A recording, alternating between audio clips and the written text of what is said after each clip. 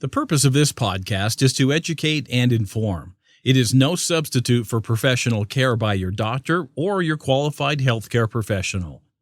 Never disregard or delay professional medical advice because of something you've heard on this podcast or in any linked material. Guests who speak on this podcast express their own opinions, experience, and conclusions. Dr. Shirley neither endorses nor opposes any particular opinion discussed on this podcast. The views expressed on this podcast have no relation to those of any academic, hospital, practice, institution, or other entity with which Dr. Shirley may be affiliated. Welcome to Forever Fab, the podcast on fashion, the art of living, and all things beauty.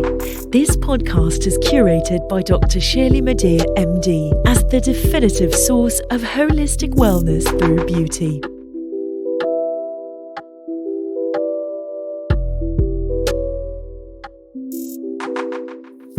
Welcome to Forever Fab, the podcast dedicated to fashion, the art of living well, and all things beauty. I'm your host, Dr. Shirley Madej, the founder of Holistic Plastic Surgery, and I am the purveyor of the definitive and most fabulous source of living a beautiful life. This week's episode is dedicated to recovery. And the name of our episode today is How to Nourish Your Creativity to Thrive in Times of Uncertainty. This is my interview on the Forever Fab podcast with the most fabulously creative Knoxy Knox. So it has been several months. And as you and I discussed, Knoxy, we remain in exceptional and precautionary times. And I think it's important to remain dedicated to wholeness as well as to remain vigilant in our efforts to remain resilient. So we must also continue to learn and to grow so that we can recover and heal and be fully prepared to the best of our ability for whatever this new normal will be. So this week's topic will explore how to nourish yourself with creativity and set yourself up for success. Knoxy Knox is a commercial advertising photographer and founder and CEO of Knox Photographics, which is an abundantly successful six-figure business. She is also, quote, an expert in creative entrepreneurship. I love that, creative entrepreneurship, because not all entrepreneurship is creative, but an expert in creative entrepreneurship and a business excellence guide.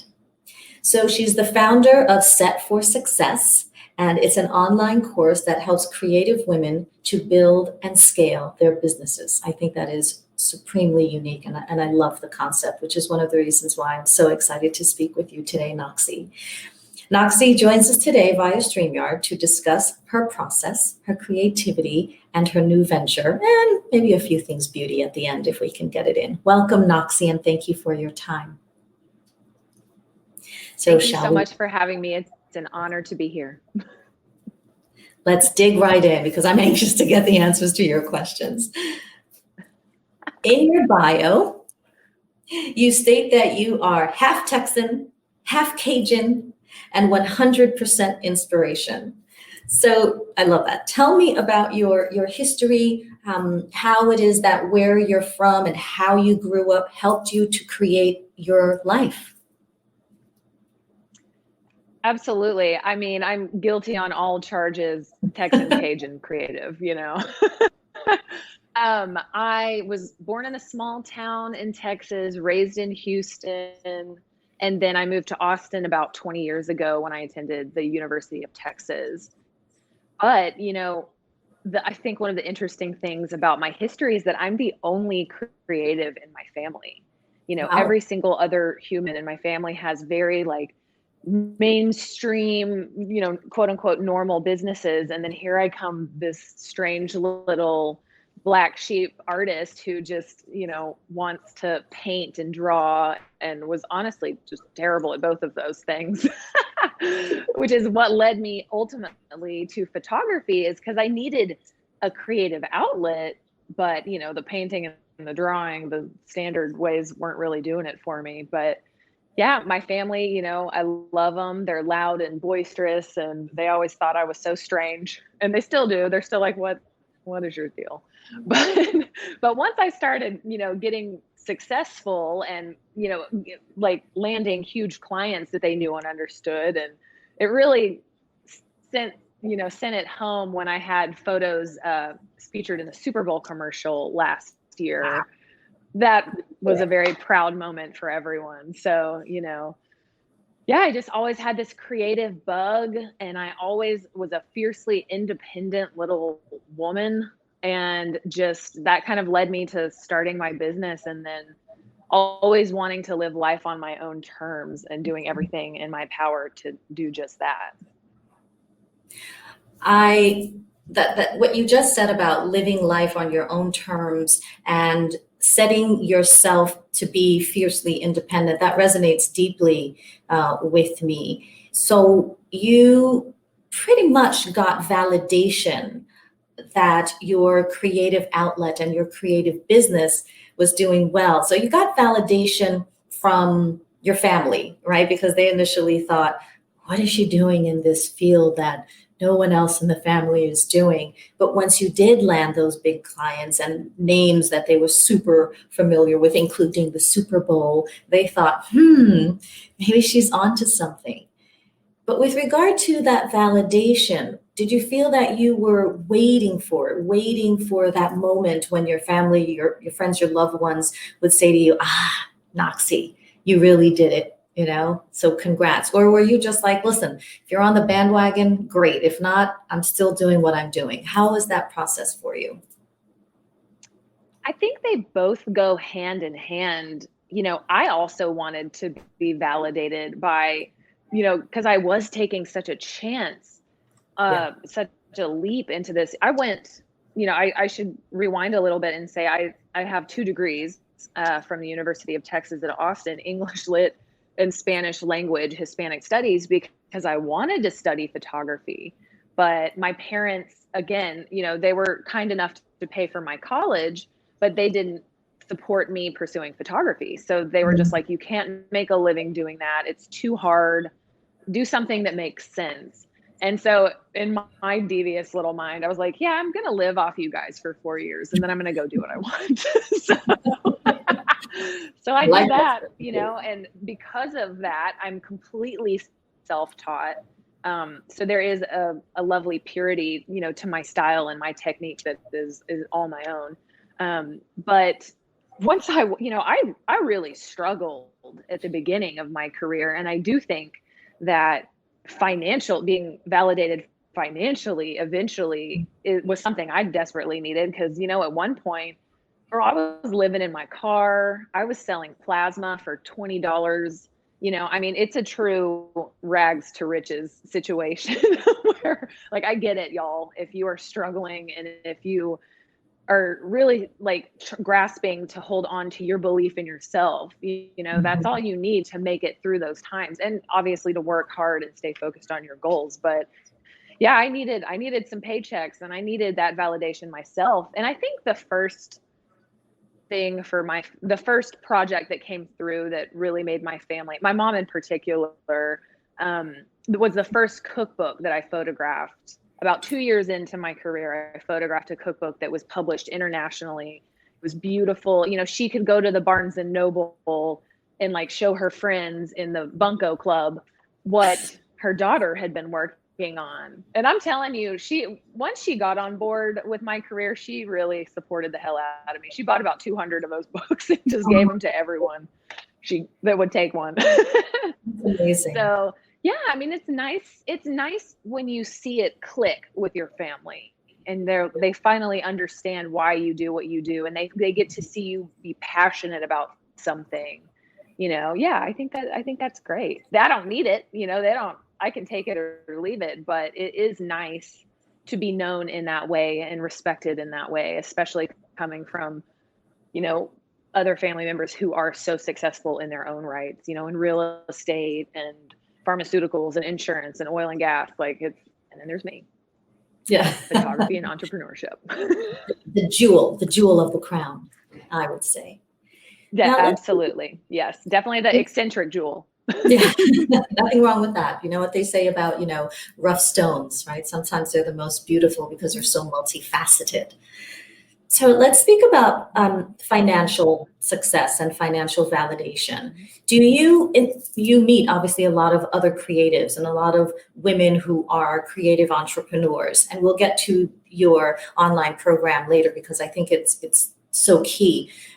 But in terms of financial success and financial validation, do you find that many female entrepreneurs don't really place enough importance on that? Meaning they'll think, oh, listen, I just want to, be able to create beautiful photographs or paintings and just live my life in my, nirvana, my artistic nirvana. And yeah, it's not really about the money. What do you have to say about that? Because I do think that even though it isn't primarily about the money's important. I mean, how much of a nirvana can be living in the truck bed be? I mean, the starving artist myth is a bill of goods that we were sold a long time ago that just does not work for me. We, especially women in the creative field, I think it's difficult for all creatives to put a price tag on their art when their art becomes their business. That is a challenging thing to do. And I do advise on how to do that in Set for Success, because you have to do industry research. You have to figure out where you fall in all those price points. But you have to charge your work. Why on earth, you wouldn't go to a restaurant and then it not expect to pay. Right. It's the same thing, but just on a grander scale. You have to charge for your work, and you probably need to be charging more than you already are, especially as women. It's hard sometimes for women to assert themselves in that business way and to stand firmly by. And in an industry, I'm speaking from the photography perspective, but there are people out there. One of the biggest killers are other photographers who are willing to do it for cheap or for free. Now, I always have the you get what you pay for argument on my side, and that is very, very true. But same thing with a plastic surgeon. You don't want the budget plastic surgeon. For sure. You want the good one. Because that's a permanent commitment. But no, you get what you pay for in photography, and you have to stand by that. Otherwise, you'll never be able to make it. You will burn out fast. If you're constantly doing jobs for less than their value, you will burn out and give up on your dreams because you are not, having firm boundaries and knowing your worth and standing in your worth long term. It just doesn't work. And I, again, want to readdress that starving artist myth. Let go of that, you guys. Why on earth would you not want to be thriving? Why would you not want to have the financial freedom to only take the jobs that you feel passionately drawn towards? Yeah. And don't live in scarcity mindset anymore. Let's go after comfort, and the more money you have, the more generous you can be with that. The more financially secure you can be in your future. Being an artist does not come with a 401k. Right. That's all on you. You have to do that yourself. So let's go ahead and demand, proper pay for our work and get ourselves in a comfortable, financially free position. Right. I think that message is relevant for women at every stage, whether they're single professionals, whether they're, in the starving artist mode, or even if they're married, because I happen to believe that marriage is not a financial plan.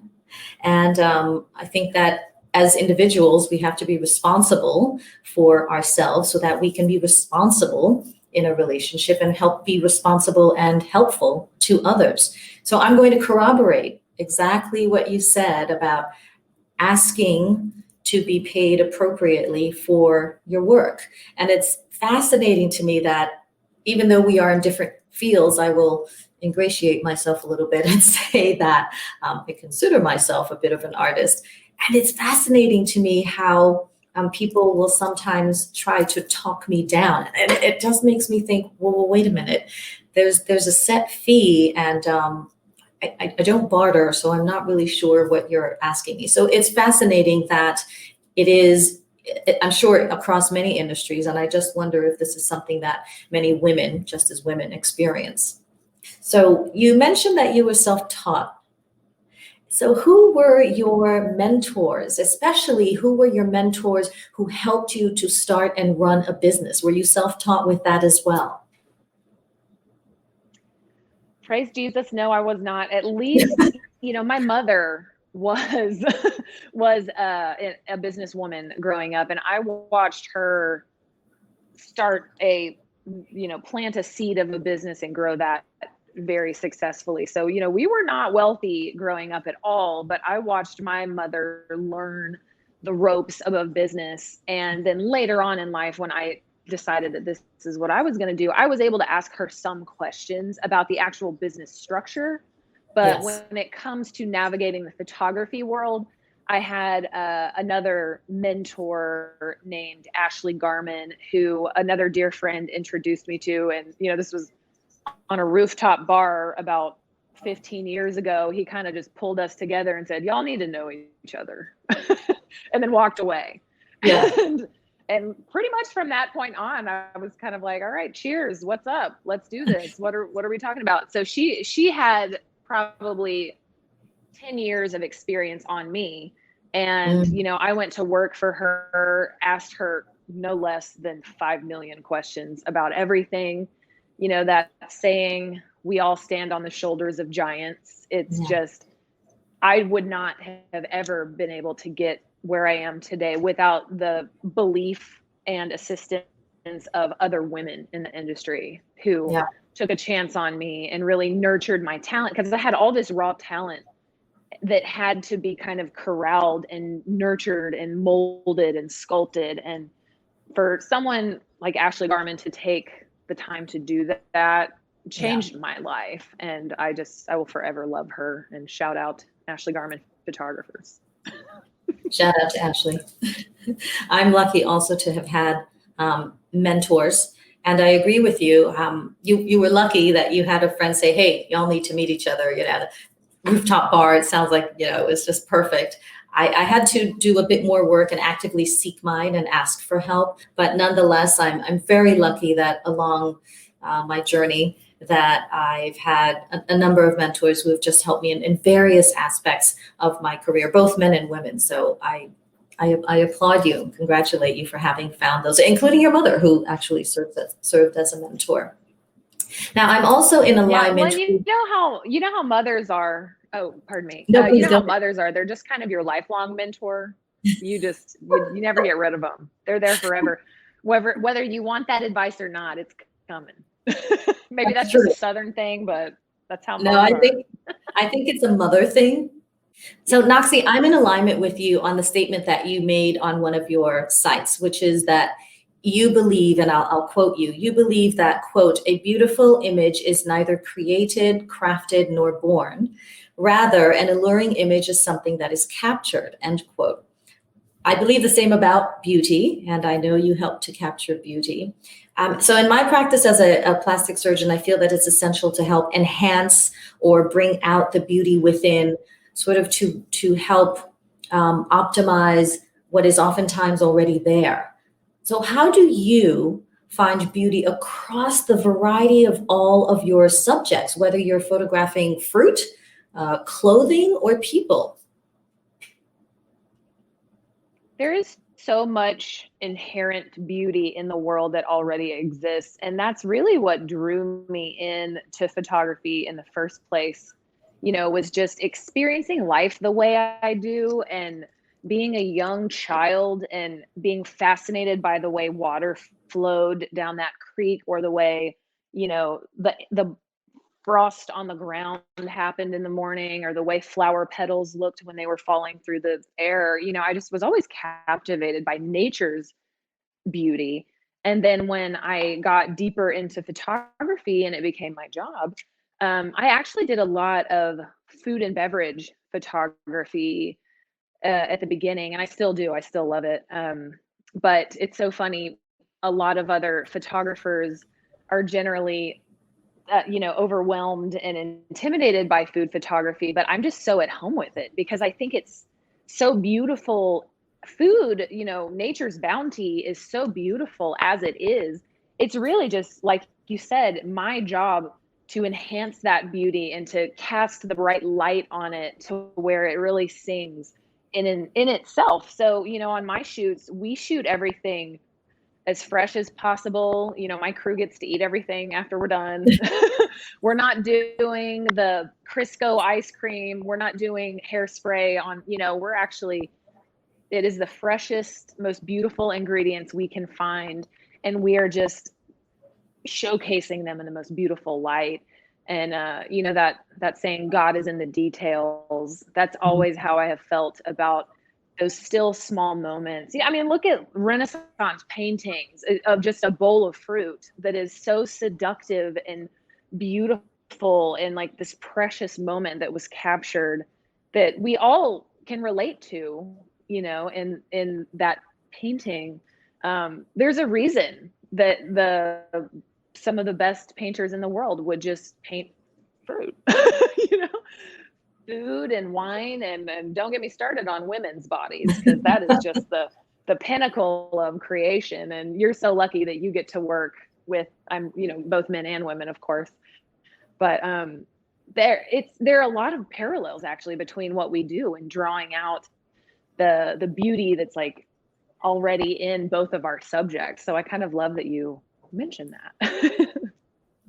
Well, congratulations, because your photographs are beautiful. And I know a lot of people use the word beauty and beautiful, but for me to say the word beautiful, it is deep, it's profound, it's core, it's visceral. So your photographs are beautiful. They almost evoke emotion, even if I'm looking at a still life, right? Like a photo of an orange on a table, or vegetables, whatever the case may be. They really do help to evoke something. So congratulations. That's not easy to do, I imagine.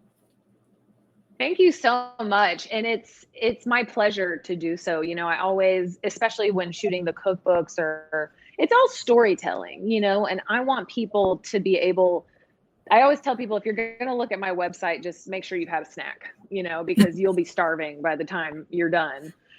But I want people to feel like they can put themselves in that moment, like they can smell those cinnamon rolls. And it's just, I want to bring it to life as much as possible, just from a blank page to them, to their eyes. And it's my pleasure to do that. It's just such a beautiful art form that I am delighted has found me, and I love it. I love the minuscule details of moving the glass just so, 2 centimeters to the right, it's a whole different photo. So I really enjoy that stuff. Well, it shows, and mission accomplished. And speaking of your website, Knox Photographics is wildly, successful. You mentioned that your family, had an aha moment when you got these clients, these big name clients. And may I mention some of them: Amazon, Whole Foods, Hilton Hotels, Fiji Water, Weight Watchers, Nike, Shake Shack, Tito's Vodka, and PBS. And that's just a short list. When did you realize that you made it, in quotes, made it? One of the blessings and the curses about me is that I don't think I'll ever think I've made it. It's success is such a moving target for me, because once I achieve a goal, I readjust my settings. And I'm ready for the next thing. And one thing I moment of vulnerability, do need to work on is enjoying the mission accomplished a little longer. I could benefit from that, enjoying the spoils of my hard work. But yes, I'm always striving for better. I'm always, and just on a personal note as well as business, I'm constantly trying to improve myself. Personal growth is really important to me. Mental health is really important to me. And it's just a very, my personal life and my business, I approach in the same way, is that we will always be growing and transforming and, figuring out new ways to thrive and new ways to express ourselves and new ways to succeed. And I appreciate that people think I have made it, but I probably will never share that sentiment because I'll always be, and I'm not saying it's an eternal, it's definitely not a greed thing. It's really just, I want to continue. I want to see how good I can be. I want to see how good I can get. Yeah. What's the best work I can possibly do? Because I'm telling you, every project I do, I get more proud of the output, and I can't help but think 10 years from now, wow, what are we going to be doing then? We're moving into video actually, with Knox Photographics. And that's a really, going from stills to motion. We'll always do stills work, but doing video, stop motion, and cinemagraphs is a really fun and just totally different dimension of photography. And it's nice to know that as my industry advances, like, so will my skills and so will my talents and abilities. So yeah, unfortunately it's definitely a moving target, but I'm thrilled and delighted to be able to continue shooting those arrows. Well, that's very exciting. I mean, right? So max it out, reset, and see what you're capable of next. And part of your reset includes Set for Success.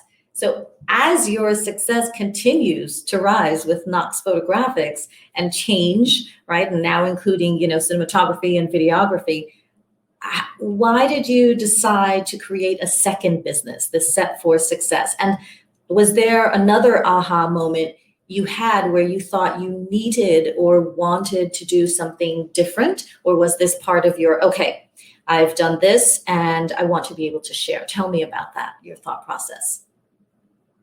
Yes. So last year, 2020 was a very strange year for all of us. And I started calling it the Great Pause because I really did feel like the universe was just pushing pause on all of our lives.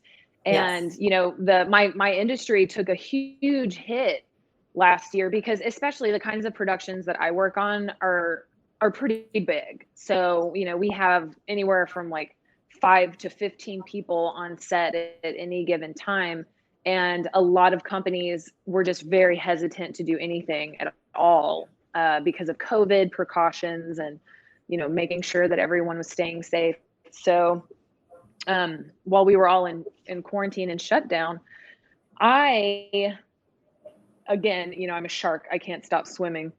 I had to do something. I had to have a creative outlet. And in my career, because I am so grateful for the mentorship I was lucky enough to have, I have also in turn mentored other creatives coming up in the business. And I wanted to put together something that could have a more broad reach to people and actually get as much empowerment out into the world as possible. So I, undertook the endeavor of putting together Set for Success in the hopes that I can empower, female identifying creatives to start their own business and get to live the kind of life that I have been able to live of freedom. I don't have to clock in to a 9 to 5 every day. Like I get to choose when I work. And girl, sometimes it's 7 days a week, sometimes I choose that. But I also can choose to work from Colorado if I want and go be with my family on a nephew's birthday if I want, and it's just, I'm so grateful for the lifestyle that I have been able to achieve through my career. And I wanted to put this out there for others who potentially took the time in 2020 to reconsider their career and reevaluate what they want their life to be like. A lot of people, had those aha moments where they decided they didn't want to be chained to that desk anymore in the corporate office working for a boss that didn't appreciate them. So I just wanted to put this thing out there that if anybody was ready for it, it is available. So that's really what drove it, was just wanting to put something good out into the world. And even as I continue to market the product, I'm doing tons of social media content that is just, it is positivity, it is empowering, it is good words going out into a very chaotic universe that I think could use a little light right now. Yeah, yeah. Well, that word freedom is, I think, very powerful. And it is one of the concepts that also drives me. So thank you for mentioning that word, because I think it's really potent. And you you also stated that your road to success was filled with hurdles and pitfalls that you weren't exactly prepared for, which I anticipate is part of every entrepreneur's road to success. But can you describe the most significant obstacle that you had, and how did you overcome it? I think the blanket obstacle would have to be being unprepared to deal with clients in a negotiation and contractual way. So, at the beginning of my career, I did a lot of handshake jobs where I would just say like, oh yeah, we'll do it for that. And I don't want to be too pushy, so we won't put anything in writing. And I just set myself up for total failure in a lot of ways. And better than I do that when you don't have your proper safeguards in place, that they can just run all over you if they want. A client, certainly I've had many experiences in that regard, one of which this was working with a friend, quote unquote friend. And, I did a bunch of beautiful photography for his business, and he owed me about $4,000. And to me, back at this stage in my career, that was $1 million. Yeah. So I was really counting on that money. And his business manager was a little bit of a liaison between us, and he just kept stirring the pot and I think twisting both of our words to each other to where it kind of went into a little bit of a legal situation. And later I found out that business manager, the reason I wasn't getting paid was because he had embezzled $30,000 from the company. And and he probably stole the money I was supposed to get paid. Who knows? But because I didn't say, you need to get out of the way, I'm going straight to the boss to discuss this. And also because I didn't have a contract, I just had to eat that $4,000. And, I've heard someone describe it as a dummy tax where you learn the lesson the hard way, but you sure don't learn it again because you don't need to. That's true. So yeah, that was definitely a big one. And things always come up in your career, especially the more you evolve, where you're like, oh, need to put that in the contract, or oh, need to anticipate that coming down the pipeline. But getting all the legal stuff together, and again, artists, wow, we don't think that way. We don't think that way at all.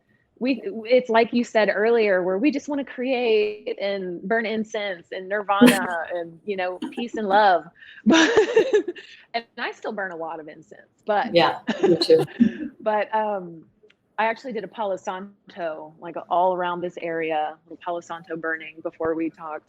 But good. No, you have to, in order to truly thrive and succeed in any creative industry, you have to have all your ducks in a row in the business sense. So gosh, that's why I ended up making Set for Success. It's literally everything I wish I would have known when I started 14 years ago, and just walked into every closed door and fell in every hole and made every mistake humanly possible. So I've been there, done that for sure. But what valuable lessons those were. I have the deep-seated belief that you actually learn more from failure than you do from success, because those are your learning opportunities to make changes and do better next time. I have a friend. I experienced something recently where I had to eat about $10,000, and whether it's back then or now, it's still a lot of money. And I was telling a friend about it, and this was certainly, one of those business things that I just wasn't prepared for. And she said to me, "Well, you pay for your education." And, it's sort of like a double entendre. You pay, yes, indeed, to be educated, but then you don't intentionally pay, to be educated. It just happens that you pay a price. So yes, along those lines, it's important to educate yourself as in a controlled and intentional manner as best as possible. So that brings us to Set for Success. Describe the program, describe it in a bit more detail. How are you serving women in creative fields, and what may a participant, which I may be one of these days, expect to derive from this online program that you've created? Yes, would love to have you. There's Thank always space available for Dr. Shirley. So Set for Success is my online video course for female identifying creatives that want to launch and scale a business in a way that protects both them and their work. So there are 8 video modules. So when someone buys the course, they have lifetime access to 8 video modules that walk them through the business creation process. So, if you're going to the SBA website, small business website, and looking for case studies about opening a photography business or an illustration business or a graphic design business, you will not find it. Or a podcast There business. is not the blue or a podcast. I'm like, and hello, they really need to get on that because that is a huge industry. But it just doesn't exist. They're like, if you want to be a dry cleaner or a florist or open a brick and mortar, we got you all day. But for us, it's really, not only do you have to do so much research, you don't even know what to research. So I really boiled it down into the most important things that people would need to know to start any kind of creative business. So I took it a step further, drawing not only from my 14 years of experience, but I interview leading industry experts in different fields. I interview a lawyer, an accountant, an insurance agent, a marketing expert. And then for the networking module, I interview an emotional intelligence expert, which is fascinating. Networking is huge in any creative industry, and you want to do it in a way that you remember that we are all human beings and we're just connecting on a soul level, instead of that typical, hey, what do you do? Gross, like first question out of your mouth. Like, I can't stand that. But anyway, so yeah, lifetime access to all of these video modules. I even have a bonus video where I talk about continuing to feed your mind positive reinforcement and business acumen. And there's a reading list. There is a very high energy, fun, motivational Spotify playlist.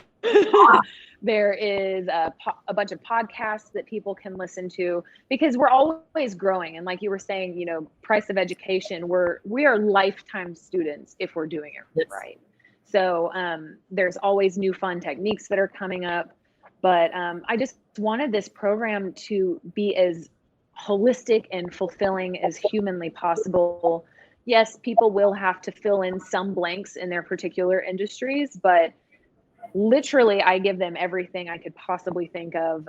And the little homework underneath, each module has the video, and then there's homework underneath with links that take you directly to the website to get your LLC, directly to, figure out what kind of insurance you need to get. So people I take all of the guesswork out of it, essentially.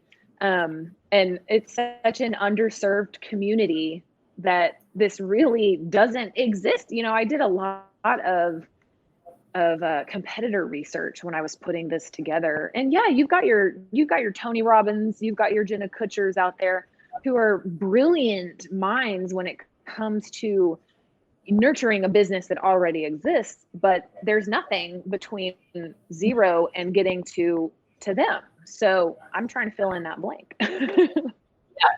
And it sounds very comprehensive and thorough, and something that has been missing, because I know when I started my practice, I had no idea what I was doing. And I obviously learned through experience, but I still feel as if I don't obviously know everything about it. I even contemplated going to business school at one point, thinking, okay, I so need this business acumen and information, and I wasn't getting it in a comprehensive way. So boy, had you been around after I graduated medical school, I would have been right on it. But it's never too late. It's never too late to learn. So congratulations on again, being of service, right, to people through Set for Success. You also are of service through Set for Success by donating a portion of that fee to the Jeremiah program. And that's a charitable organization dedicated to ending the cycle of poverty. And maybe this goes, back to, financial freedom and independence. So tell me about that organization and why you chose it and why it's particularly relevant for you. Yes, absolutely.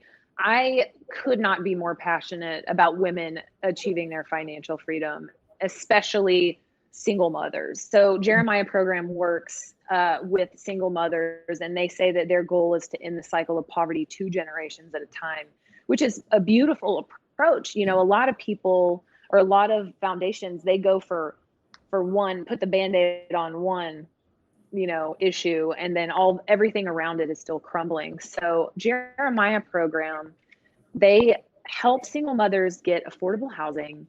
They help them finish their education and get employment afterwards. And all the while they're helping these children, the children of the single mothers also get educated. So, it's just double empowering. And these kids get to watch their moms, finish degrees, finish high school, get jobs, work hard, and earn their own money. When a woman earns her own money, she does have that freedom that we were talking about earlier. She doesn't have to stay in an abusive relationship that no longer serves her, because she actually has the power and ability to, fly the coop and go out on her own in a safe way for herself and her children. And Jeremiah program is incredible. They're actually about 3 miles from here. So I love getting to donate to them. And I suggest if anybody ever wants to donate to them, just go straight for it. But yeah, a percentage of our proceeds go to benefit the Jeremiah program. And ultimately, I do have a goal of if there are any entrepreneurial minded women who do need the time freedom to be able to take care of their children, but also have a talent and ability, I want to be able to lead some group coaching sessions for them, because I do offer coaching through Set for Success. And that's typically for people who are ready to go and have their idea and just need a little more accountability and assistance and just encouragement throughout the process. Because starting a business is hard. I'm not going to lie.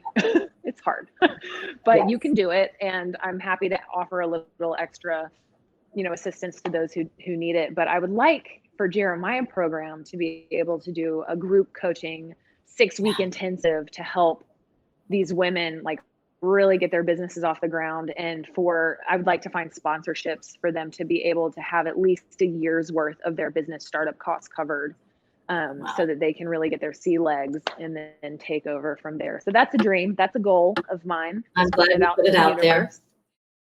You've just listened to part 1 of Forever Fab podcast. Please stay tuned for part 2, coming up next.